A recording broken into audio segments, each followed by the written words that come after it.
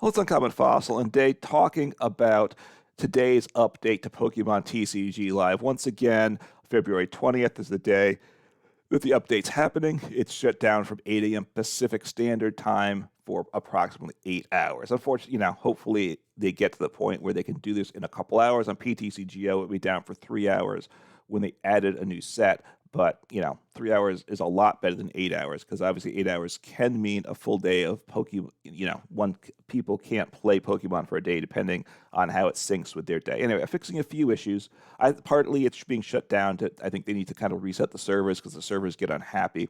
But an issue with Medicham V, if you take the knockout with Yoga Loop your first turn, you couldn't evolve a Pokemon that you should have been able to on that extra turn. Fixing that, which is good.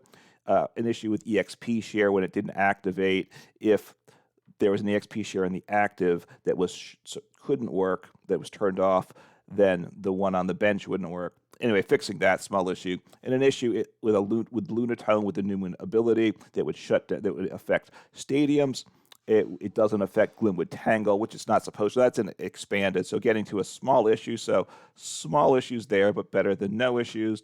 Adding a visual updating the visual for Special Condition Confused. So they always love their visual updates, and of course they don't disappoint by putting their time and the energy into another visual update. They are something addressing with the Android, right? On the phone, Android only. They're updating the minimum Android OS for live. So keep this in mind. You have to be running Android 8. You have to be running at least Android 9 or better, right? So anything Android 8 or lower will not work. And looking at Wikipedia on Oreo, which is Android 8, it came out in 2017. So 6 years ago, that's been a while ago. And honestly, you shouldn't be using it now anyway, because it says here back in I don't know, but by in last year, 2023, they stopped. Now in 2021, sorry, they stopped doing security updates for Android for the operating system. So you're not very safe if you're running Android. Now, obviously, Oreo Android 8 called Oreo. Now, the issue is for those people that are using it probably can't afford a newer device, and that's difficult. But hopefully you can get a device that can run a newer operating system. And look, it's not supported by Android, so if there's complications, Pokemon doesn't need to try to be making their client work for unsupported operating systems. So I think that is a good move on their part, and hopefully it means the smartphone use of Pokemon Live will improve. Right? It is a big market, right? I still don't think. I've talked about it some, that Pokemon is a long game. It wants a bigger layout, so it's not a great phone game. But I understand it's a big market out there where Pokemon wants to tap into it.